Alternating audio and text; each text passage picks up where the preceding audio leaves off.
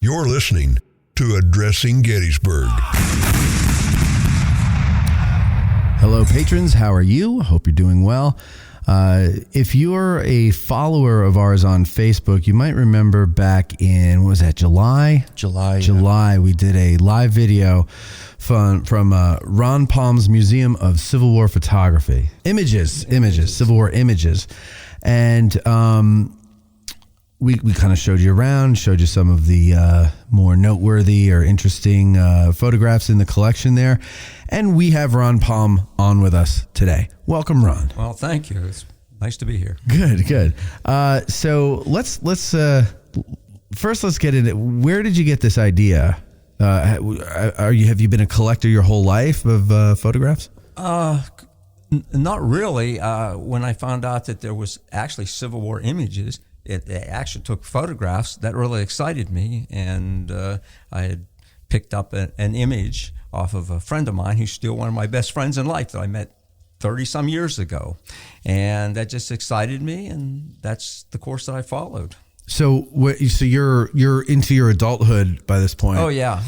Were you not a Civil War buff, really, and it was the images that kind of got you interested in it? Or? No. My parents would bring me to Gettysburg. I lived in a Pittsburgh area place called McKeesport, actually Port View, which is a borough of McKeesport. Okay. And my dad had a little business there. He repaired radios and TVs all his life, and he'd close up his shop at 5, 6 o'clock on a Saturday evening, and would drive to Gettysburg, and stay here and spend a night or two. And that's kind of how it started. And really, they didn't have any interest in the Civil War, but they had taken me places, museums, Carnegie museums in Pittsburgh and different things like that. Sure. Okay. So they exposed you to history. Exactly. And I loved it in school, because when I was in grade school, all through things, I was straight A's in history and geography, and today they don't even have geography. No. Everything's called social studies today, and so on. So, I really enjoyed it. I loved the Greeks and the Romans and the Egyptian history, but Civil War, it just really lit me up pictures. Yeah. So do you remember what your first picture was that you... Oh, yeah. This is a crazy story, because the fellow I bought it from, how it started was I'm looking through this thick paper called Shotgun News. Okay. And it says Civil War memorabilia for sale in Pittsburgh. And I was right there. So I call a guy, I didn't know him, and we make arrangements. I go over to his home, and he takes me down to his basement. I always call his dingy basement, because this story just has wings. It goes on, and we just ride each other about this all the time. So we get onto his basement, and I always tell everybody he has a 25-watt bulb, so I can't see anything, in his basement. But we get down there, and he says, "What do you collect?" And I'm looking around. I didn't even know what this stuff was. I says, "Not this stuff." And that's just the way I said it. It was all Doug relics. I didn't know what a Doug relic was. So I'm looking around, and there's a little showcase that had something shiny in it. And what it was this brass, turned out to be a tintype or an ambrotype. I said, "What's that?" He says, "That's an original picture of a soldier." I says, "Oh, geez, I didn't realize they had them." I says, "Can I see that?" He says, "Sure." So I looked at it. I said, "Well, is this for sale?" He says, "Yeah." So I bought it. And again, the story has legs. And every time I see him, every time somebody comes into the museum, his name is Mike Washner, by the way. He did a book on hard rubber. Okay, yeah. Yes. So anyways, I always tell people, watch him, how you deal with him. I'll take it. He just raped me on the picture. And I said, "What'd you pay for it?" I says, $1.25. And Mike says, "I'm still living off the interest." So, he's been one of my best friends in life. And these are the people that, so many of them that you meet, that it's not people you went to school with. It's right. People that you met in this so whatever you want to call it, a hobby, history, anything. Field of interest. Field of interest, exactly. Good terminology. There you go.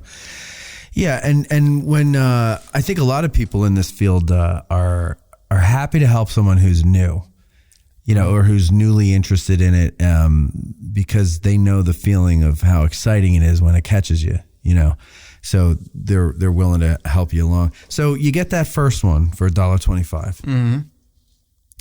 How long before you get your next one, and then when does the collection really start to boom? Well, I always like to stop in antique shops. So, you know, when my hair was dark and I was probably 20 years old, 21 years old, and I'm driving around, and so when I'd stop in antique shops, and is this Civil War? You know, the cartridge box. Turned out later on I learned it was Indian War or whatever, because I didn't know anything about it. Sure. You know, and I bought a Soldier's Memorial, which was wonderful. I was all excited about that, and so on. But then I had a fellow that I didn't even know there was such thing as Civil War shows. I'd moved to Florida, lived down there about 3 years, and I would pick up images everywhere I would go, you know, to antique shops or to auctions or whatever. And it just kind of snowballed. So I'm in Florida, and a fellow named Bill Turner, who was a big Confederate collector, high-end stuff and so on. So we became kind of really good friends through the mail or speaking and so on. And but it just, you know, it just snowballed. I would buy any type of image. Then I got excited about outdoor scenes, which you rarely seen any back in the day. Right. And then it started just going towards more Pennsylvania focused, being from, you know, Pittsburgh area and so on. And, you know, started to learn more from other people, fellow collectors, which, you know, that's how you have to learn. Yeah. Yeah. Right. Mm-hmm. Yeah. It all builds. And what do they call that? Symbiotic, whereas everybody's kind of feeding off of each other and growing. Yeah. So how many, I mentioned, you know, the collection, but how many photographs do you have in the collection? Well, let me put it like this. How many photographs do you own, and how many of those are in the museum?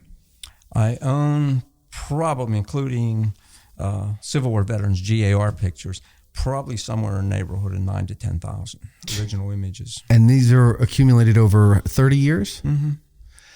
And, I mean, do you get like boxes at a time? How do you get that many in 30? I mean, that's a lot.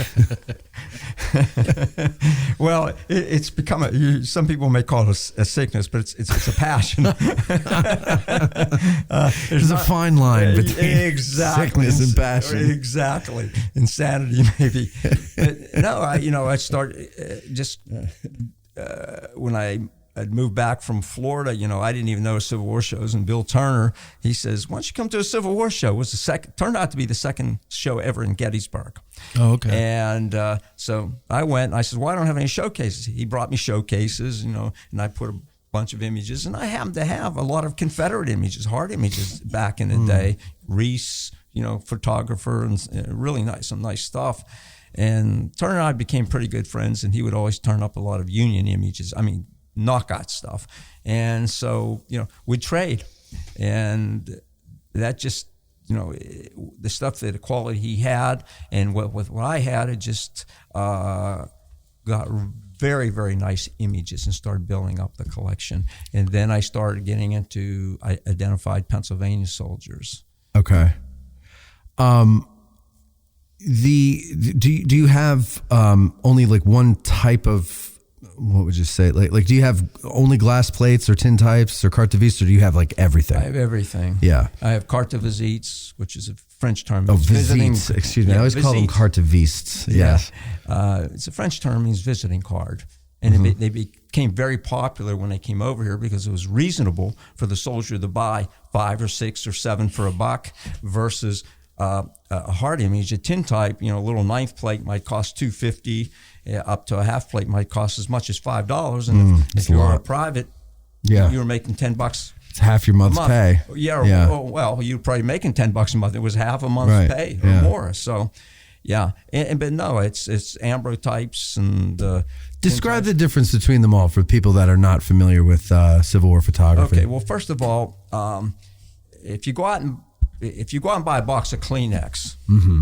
It becomes like a generic name. So a daguerreotype is like a generic name because they were housed in a case. So what happens is they call, do you have any daguerreotypes? Well, it could be an ambrotype, which is a process taken on glass.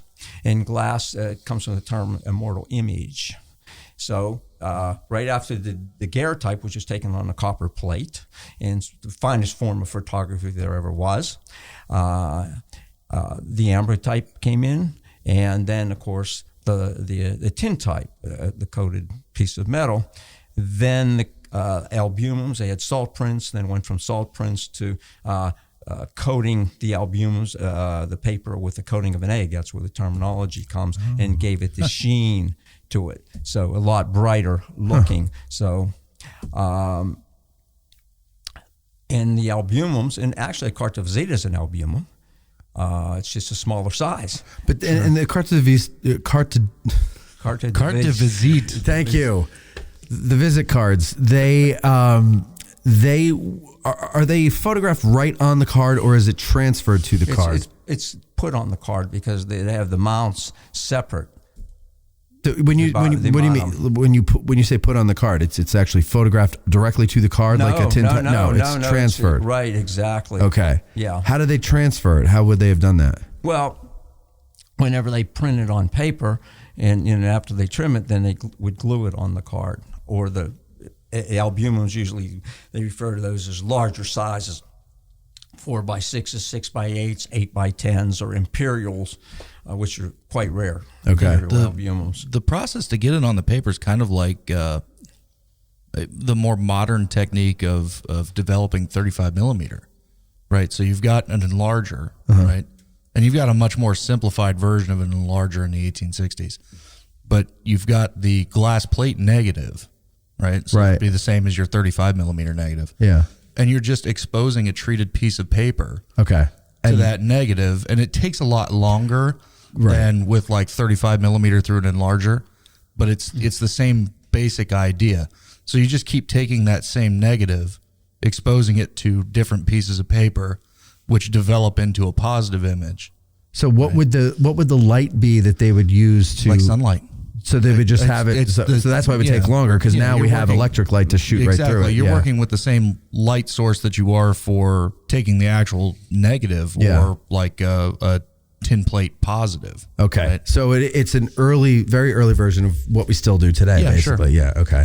But they didn't have electric light to force through, so you had to wait for. Well, in fact, most all the photography studios were located on the second floor, right, with skylights, and so the skylights, and if it was an overcast day, you didn't have as much light, so somebody would be standing over there with a mirror, catching whatever light they had off of the skylight and reflected it onto the individuals having their image taken. And a lot of times you'll see pictures of soldiers where the peak or bill of their hat is flipped up, and because if it's down, you can't see get a part flat of their shadow face. on their face. Exactly. So interesting. So then, that is interesting there that they. So is that why like guys walk around with their brims flipped up because they see pictures of them, or would they actually have done that? Yeah, that's one of the reasons. I mean, a lot of people. All right, so a lot of people within the reenacting community. Eric, the producer, by the way, ladies and gentlemen. Indeed. They're trying to. And a crazy guy. Shh, we don't say that out loud. They'll come and get us. A lot of people within the reenacting community are trying to model their impression on photos. The problem becomes if you're using a studio photo, it's staged. It's very much staged. Whereas if you're looking at photos of units in the field, it's going to be more not homogenous, but quasi-staged. Posed. To a point. But it's going to be more organic than if it's a studio photo. Right. Okay. So it's interesting because I've heard from like very serious reenactors, that a lot of the things that I guess you guys would call them Farbies would do are taken from photographs, but they assume just by looking at the photograph that this is how everybody was. Yeah, it's where the and they don't tucking 3 or 4 pistols into your belt comes from. That didn't really happen. Right. Those are photographers' props. In fact, if you look at a lot of the studio photos, and Ron can probably attest to this, a lot of the studio photos are using prop guns. Like the muskets that those guys have are not their own. And there's like a really good dead giveaway because the guy will have the bayonet in his. This episode is now available over at patreon.com/addressinggettysburg. Please help support the show and become a patron today.